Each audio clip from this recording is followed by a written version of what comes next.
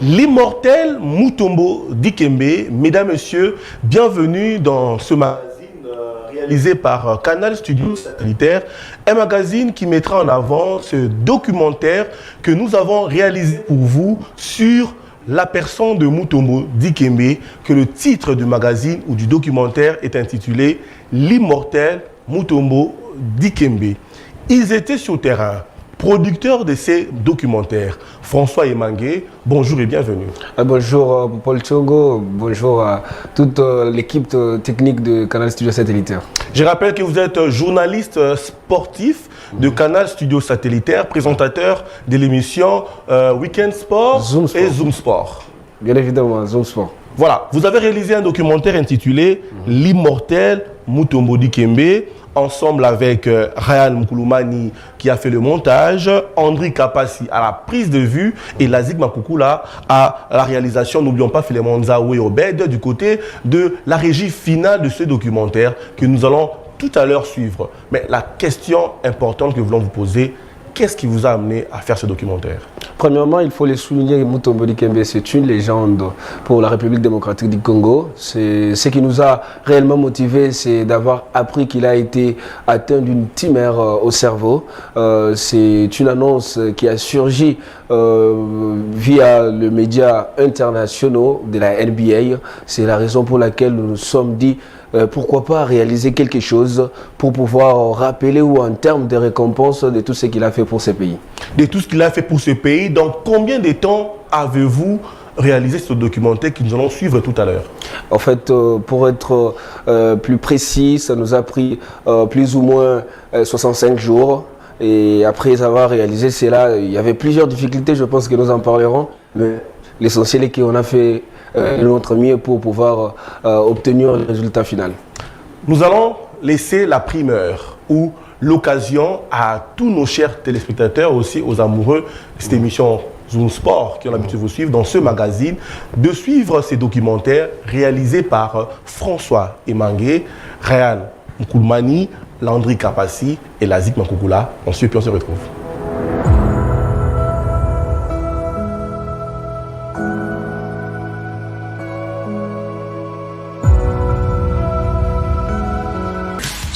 Symbolizing this one individual has really touched so many lives. One man can change the world. Can change the world. One man can change the world.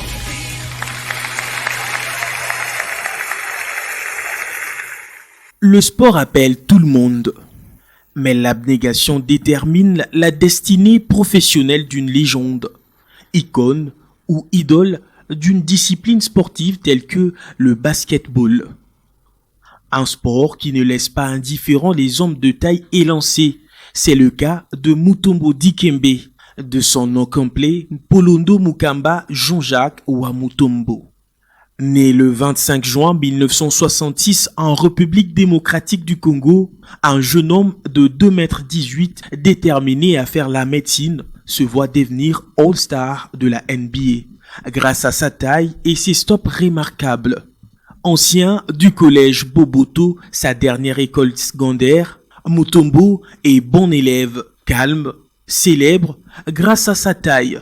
Tout condisciple veut être ami avec le géant. Il vient toujours au collège avec son bol. Ses professeurs nous témoignent ses débuts. Mutombo Dikembe passait par ici. Il n'était pas un élève régulier les avant-midi. Lui venait les après-midi.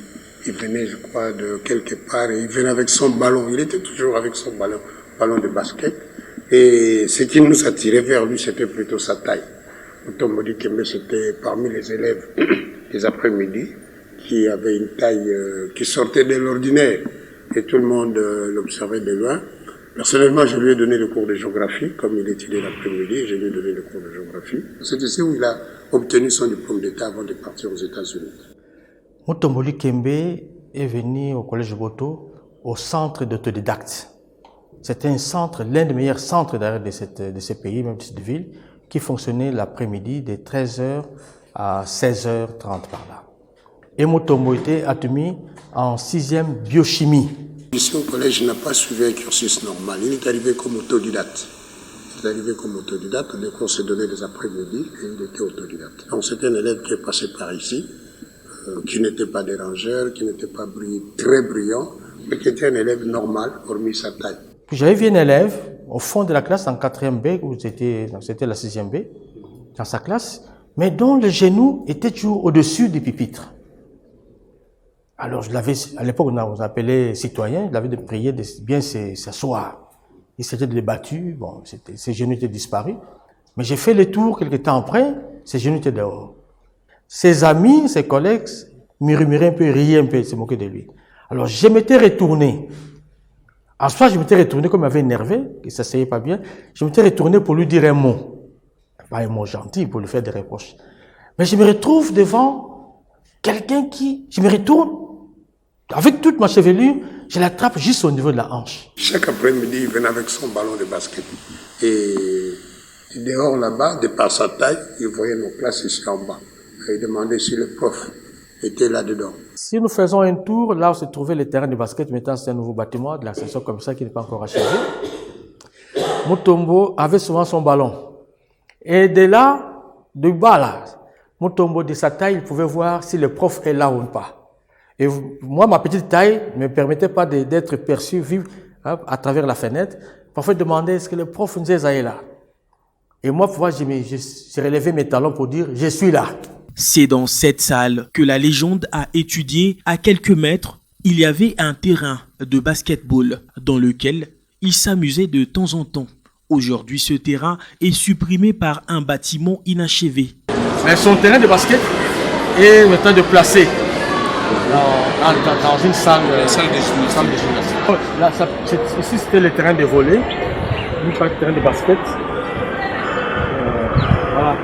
Impossible de le terminer avec le collège n'a plus un budget consistant maintenant. Donc, vraiment, sa dernière école secondaire, c'est le collège Joboto. Cette école maintenant est vraiment en difficulté. Ne fût-ce que pour achever ces bâtiments pour que ses enfants, puisque maintenant ce sont ses enfants, ses neveux congolais, et terminent quand même. Son terrain de basket n'est pas détruit, il est déplacé tout simplement. Mais là où parfois il venait shooter, un bâtiment est vraiment dans cet état et on ne sait pas avancer, on ne sait pas le terminer. Dikembe commence à se faire un nom au pays au sein de l'équipe Onatra de Kinshasa. Ici, nous sommes au quartier Kaouka dans la commune de Kalamu.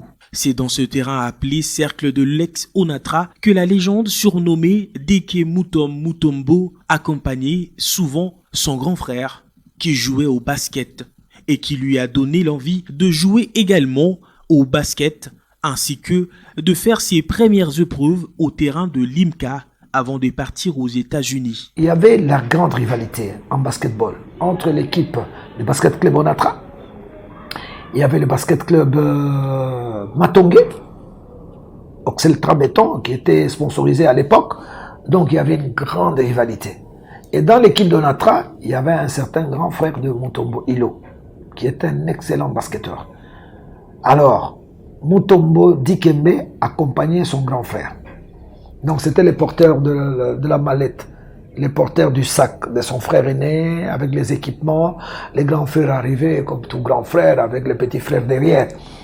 Et Mutombo, c'est comme ça qu'il était familier au basketball parce qu'il accompagnait son grand frère à toutes les séances d'entraînement et ipso facto, et il assistait à tous les matchs.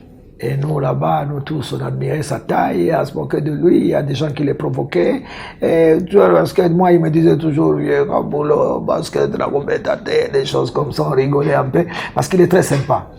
Alors, à force d'accompagner son frère, il y a un conseiller de l'ambassade des États-Unis qui aimait le basketball. Vous savez, les Américains, le basketball, c'est quand même l'une des disciplines très prisées aux États-Unis. Il y a le baseball, bien sûr. Et le soccer, qu'on appelle le football, viennent après. Alors, ce conseiller-là était intéressé par la taille. Parce que la taille a un rôle déterminant dans le basketball. Et c'est comme ça qu'il a approché Mutombo Dikembe en lui disant que non. Si le basket l'intéressait, s'il peut l'amener aux États-Unis. Arrivé aux États-Unis, la procédure est claire. Pour jouer au basket, il faut passer par l'université. Mutombo n'a pas d'autre choix. Préalablement déterminé à devenir médecin, Dikembe entre dans l'université de Georgetown où John Thompson le convainc de jouer dans l'équipe de NCAA des Ohio de Georgetown.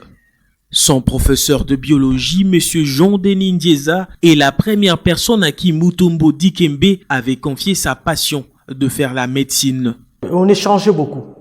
Mutombo s'est confié à moi en disant qu'il n'aimait pas la chimie, ni la physique, mais il aimait la biologie. Est-ce qu'il peut faire la médecine? Je l'ai encouragé, dit voilà, la médecine, tu peux faire la première, deuxième année, ça c'est la biomédicale, il y a la chimie, la physique, mais après, tu pourras bien ça. Mais après, il tenait à faire la médecine. Il tenait. Il s'est confié à moi. Et puis après, il avait voyagé. Et comme vous connaissez les conditions pour jouer à NBA, il faut absolument avoir un diplôme universitaire. Donc, il a expliqué à Mutombo qu'il fallait obligatoirement passer par les études. Et c'est comme ça que le jeune homme s'est incliné. Il a fait des études et, Dieu merci, brillamment, il a terminé. Il devient un excellent pivot dans la tradition de se former à Georgetown et évolue aux côtés d'Alonzo Mourning. Lors du draft de la NBA de 1991, Mutombo est sélectionné en 4e position par le Nuggets de Denver. Son jeu a un impact considérable et il devient All-Star dès sa saison des rookies. Il rejoint les Hawks d'Atlanta, avec lesquels il continue ses prouesses défensives et est élu meilleur défenseur à plusieurs reprises. En février 2001, il continue d'exceller en défense la saison qui suit, avant de rejoindre les Nets de New Jersey, où il passe la plupart de son temps à l'infirmerie. Cependant, il décide de mettre un terme à sa carrière le 22 avril 2009, à la suite d'une blessure au genou gauche lors du deuxième match du premier tour des playoffs face aux Trail Blazers de Portland. By Hill, Mutombo with a little finger wave to the crowd, leading shot blocker in the NBA, and the finish. I think Mutombo just woke up. Came up with the little flipper, and Dikembe Mutombo eats that for lunch, and Dikembe not settling for just the defensive play. Donc vous voyez, c'est une famille de sportifs. Minos au handball. Le matin, on était avec lui, on rigolait. Et dans l'après-midi, il y avait Hilo qui joue au basketball. Mais Mutombo, non. Il n'a pas pratiqué le basketball à proprement parler ici à Kinshasa, dans des grandes équipes, non. Et il a eu la chance de s'envoler pour les États-Unis. Il a fait les études avec un bon encadrement. Il est devenu l'un des meilleurs basketteurs du monde. Tant mieux pour la République démocratique du Congo. Une célébrité de la NBA, Dikembe Mutombo est également reconnu pour ses nombreuses implications caritatives, notamment dans son pays, la RDC. En 2005, il revient au pays, toujours passionné de la médecine, et décide de financer à hauteur de 24 millions de dollars la construction de l'hôpital Biamba Marie Mutombo dans la commune des Massina, à Kinshasa. Mutombo Dikembe, c'est une fierté nationale. Non seulement fierté nationale, mais il a des œuvres, il a produit des œuvres. Vous voyez par exemple son hôpital à Massina, c'est quelque chose. Tu vois, c'est une reconnaissance. Non seulement il a accumulé ce qu'il a accumulé aux États-Unis pour lui, mais il a pensé à venir investir dans son pays. Et beaucoup de nos frères, beaucoup de nos sœurs, au lieu d'aller en Europe, se font soigner là-bas. Les œuvres que nous entendons, nous sommes en tout cas fiers de ce qu'il réalise dans ce pays de ses ancêtres, hein, par sa fondation, l'hôpital, cet hôpital qui sauve des vies. Au départ, il n'avait pas trouvé du répondant. Il y avait un projet, mais on ne trouvait pas un site pour lui permettre de construire justement le palais des sports axé sur le basketball. Et il était découragé à un moment donné, il a dit, je suis animé de bon, mais on ne me donne pas la place. Il a fallu des démarches, aller, revenir, tout ça. Et d'où certainement est née l'idée de l'hôpital. Et l'hôpital qui est une œuvre tout à fait qualitative. Et ça nous a frappé. Certainement qu'avec ses relations aux États-Unis, il a dû négocier avec certains sponsors et qui ont trouvé que c'était une œuvre tout à fait bénéfique pour la population congolaise, disons dans le 3/4 très pauvre et avec un pouvoir d'achat très très faible. Donc il est venu avec cet esprit de construire un hôpital populaire pour que n'importe qui puisse avoir accès. Il est l'un des pionniers du programme Basketball Without Borders, salué partout où il passe, chez lui au Congo, à l'ONU ou encore à la Maison Blanche. En 2021, il lance un projet scolaire de 4 millions de dollars pour construction de l'Institut Samuel Mutombo à Mbujimayi dans le Grand Kasaï. Mutombo Dikembe, c'est une légende pour notre pays. Et puis c'est une légende pour le basketball professionnel vers la NBA là-bas. Nous espérons faire un jour quelque chose comme lui. Parce qu'aujourd'hui, vu qu'il a laissé le basket, il est toujours dans le monde du basket, il est ambassadeur de basketball Africa. Il a eu à créer des hôpitaux, des écoles, à faire des camps pour aider les jeunes et tout. Azana académie wa salisa et ayaka tambola mingi na ba pays pour recruter des jeunes basketteurs pour ameka asalisa bango lobi ba ko avec place bazoluka. Oui, une fois na assista pe na camp une fois ya Mutombo Dikembe. Ezalaki na Elaïs à côté du Royal là. A continuer na ba œuvre na yo sala a continuer yango et atika bisoté ba jeunes sportifs a continuer toujours dans son biso. Il a commencé par la formation. Il voulait profiter des jeunes Congolais de tout ce qu'il a appris aux États-Unis. Il y avait le regroupement, ce qu'on appelait les camps d'entraînement pour les jeunes. C'est vrai que c'est une activité qui avait commencé en Afrique du Sud. Et il avait commencé par là. À un moment donné, nous sommes pleins. On dit, comment vous commencez par l'Afrique du Sud et vous oubliez votre pays? Il a dit non, c'était tout un programme. Et petit à petit, ça va se réaliser, effectivement. Et ça s'est réalisé. Il y a eu des camps d'entraînement. Ici aussi, il y a eu des camps d'entraînement. Et à un moment donné, lui-même est venu. Et nous l'avons bousculé. Moi, je me souviens, une fois, on s'était rencontrés à l'hôtel Intercontinental. On a discuté avec lui dans la chambre. J'ai dit, fais quelque chose, Mutombo. Il a dit, oui, j'ai des projets. Moi, je dis, mais on a des problèmes d'infrastructure. Vous savez, en face du stade de Martyrs, là où on vient de construire les magasins, cet espace était réservé au basketball. On devait construire un palais de basketball, mais à un moment donné, le gouvernement de l'époque nous a dit non, il y a les métros, il y avait des projets, les métros vont passer par là. On s'était découragé. Alors j'ai dit à mon moment, personnellement, j'ai dit non, fais un effort pour les infrastructures de basketball, si tu peux construire un gymnase, comme ça on peut pratiquer les basketball, parce que les conditions étaient très très difficiles à la place de IMCA. Il n'y avait pas suffisamment de place, l'espace était très réduit, il fallait voir quand il y avait un match. C'est à peine qu'on s'est superposé pour suivre. Donc il a promis qu'il allait faire ça. Il avait cette ambition-là. Samedi 15 octobre 2022, la mauvaise nouvelle surgit. La NBA annonce qu'à 56 ans, Mutombo Dikembe est atteint d'une tumeur au cerveau et doit dorénavant se battre contre celle-ci. C'est extrêmement effrayant. En fait, une tumeur cérébrale, c'est une anomalie de certains vaisseaux sanguins localisés précisément au niveau du cerveau. Donc, il y a soit une malfaçon ou une malformation au niveau des vaisseaux mains qui sont localisés précisément au niveau du cerveau. Devant une tumeur, ça dépend du genre et de la nature histologique. Donc, c'est l'anapathe qui précise, quand vous avez une tumeur, d'habitude, nous envoyons directement le produit qui est mis en évidence, qui sera traité au niveau de l'anapathe. Donc, l'anapathe qui va nous dire, à détecter quel genre de tumeur qu'on a. Est-ce que c'est une tumeur maligne? Est-ce que c'est une tumeur bénigne? Généralement, les tumeurs bénignes ne sont pas si compliquées à traiter. Mais ce qui pose problème, ce sont des tumeurs malignes. Car les tumeurs malignes ont un caractère d'envahissement. Donc, vous voyez, si la lésion était localisée au niveau du cerveau, quelques jours après, vous verrez que la lésion va migrer. Donc, la lésion va subir une mutation brusque qui va gagner des organes en organes. Nous, en médecine, on parle de tumeurs bénignes. Ce sont des tumeurs qui ne sont pas envahissantes. En fait, qui ne sont pas envahissantes, mais les tumeurs malignes, ce sont des tumeurs qui envahissent des organes en organes. C'est ce qu'on appelle les métastases.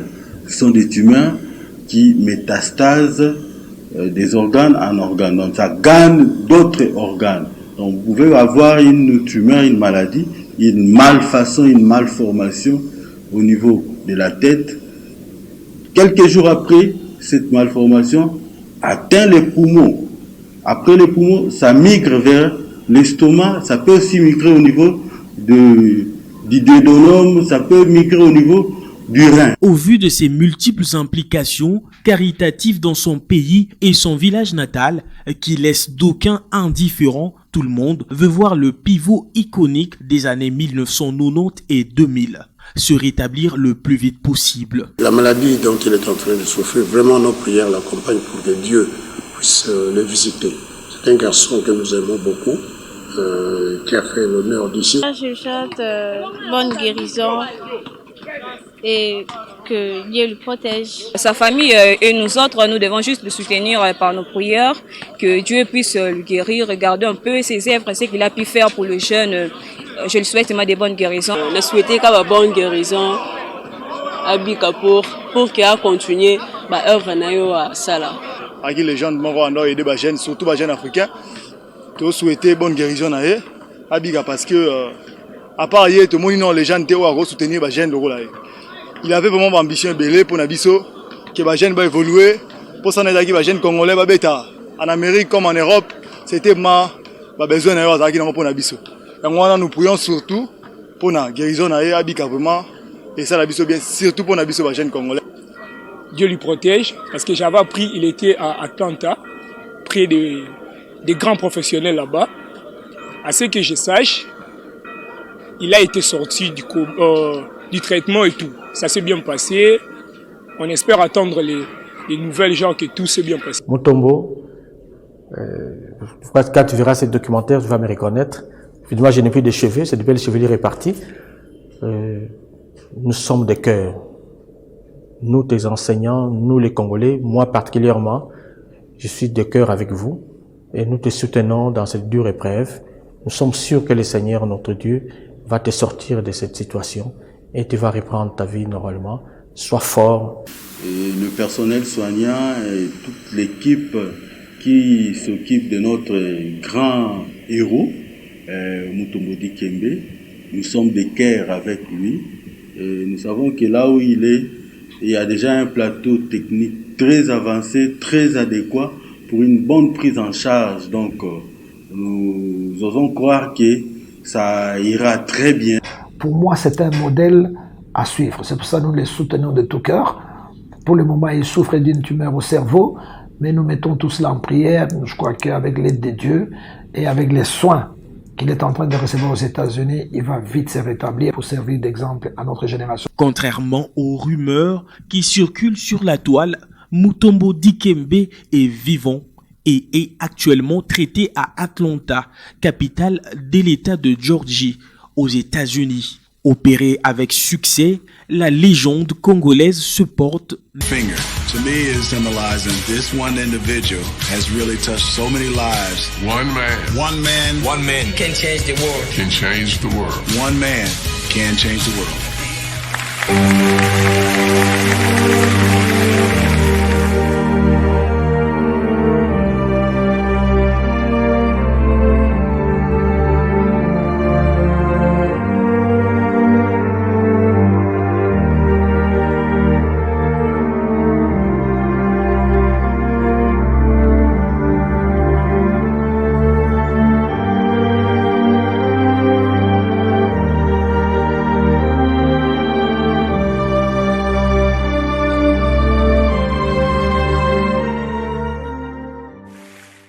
Une réalisation pleine d'émotions, des témoignages. Vous étiez sur terrain. Nous avons compris qu'il y avait beaucoup de choses à nous apporter. Comment avez-vous eu cette facilité, si on peut le dire? Parce qu'on a vu Kabulo, moi la Kabulo, nous avons vu des professeurs qui ont enseigné Mutombo Dikembe. Difficultés rencontrées? Oui, il y a eu des contraintes, des difficultés certes, parce que vous savez, dans tout ce que vous faisiez comme travail, tout le monde n'est pas accessible ou de répondre facilement. Tout le monde a toujours des occupations et c'est la raison pour laquelle on a rencontré d'abord quelques difficultés pour essayer d'interviewer l'un de ses professeurs d'anglais qui ne travaille plus au niveau du collège Boboto. Il travaille maintenant, c'est le professeur Chibasu qui travaille à l'EPST. On était là-bas, malheureusement, il n'a pas fait partie de ces documentaires. Mais il y a eu quelques professeurs, en l'occurrence le professeur Nzenza qui était ou qui fut son professeur de biologie, qui a intervenu, mais également aussi Kabulo, Mwana Kabulo, François Kabulo, qui a également aussi intervenu dans cette réalisation du documentaire Mutombo Dikembe. Il a vraiment apporté quelques connaissances, quelques témoignages approfondis quant à ça. Il y a aussi quelques Congolais qui n'ont pas pu rester indifférents face à cette réalité que Mutombo Dikembe traversait de moments très très difficiles. C'était vraiment compliqué de pouvoir réaliser ces documentaires parce qu'il y a des gens que nous avons rédigés dans notre conducteur grâce à la CSSTV. Mais qui n'ont pas répondu, mais grâce à la CSSTV, on a eu à atteindre certains. Certains d'entre eux ont répondu favorablement à l'invitation, mais les autres n'ont pas pu. Mais pourquoi immortel Mutombo Dikembe? L'immortel parce que la plupart des gens voulaient toujours qu'il reste en vie, qu'il soit toujours là. Il a accompli des œuvres caritatives qui restera indélébile dans le mémoire des Congolais. C'est ce qui est une particularité pour Mutombo Dikembe. On voyait d'abord son hôpital, l'école en Mbujimayi, tout ça, quand on regarde ça, on dit Mutombo Dikembe restera à jamais dans nos mémoires et il ne pourra jamais nous quitter d'un coup comme ça. Et quand nous voyons tout ce qu'il a eu à accomplir en termes des œuvres caritatives, on pense que Mutombo Dikembe, même s'il n'est pas près de nous, il est toujours dans notre conscience. Présentement, il est vivant. Il est vivant, bien évidemment. Il a eu à passer dans des plateaux vraiment très très avancés avec des médecins, des spécialistes en la matière qui ont eu à prendre soin de lui. Il est vraiment en bonne santé actuellement. C'était les souhaits de tous les Congolais. Gloire à Dieu qu'il soit toujours vivant. Le prochain, après Mutombo Dikembe, vous comptez réaliser un documentaire avec qui? Ça reste d'abord une confidence. C'est confidentiel pour l'équipe technique de CSSTV. Vous savez déjà, on est toujours sur le même chemin avec cette initiative prise par les autorités de CSSTV de toujours valoriser nos légendes. On pense que prochainement, ce sera encore une personnalité de taille qui va être au rendez-vous ou à la quintessence ou au sein de notre réalisation ou de notre projet pour devoir projeter encore une fois de plus le bienfait de nos légendes dans le monde des sports. Merci François Emangué et courage à vous. Merci Popol Tchongo. Mesdames, Messieurs, nous sommes arrivés à la fin de ce magazine où nous avons présenté ce documentaire, L'immortel Mutombo Dikembe, un magazine réalisé pour vous par François Emangué, comme nous l'avons dit, Ryan Mukumbila, André Kapassi et Lazik Makoukoula. Le prochain, c'est vous. Vous êtes une légende vivante. Nous voulons parler de vous.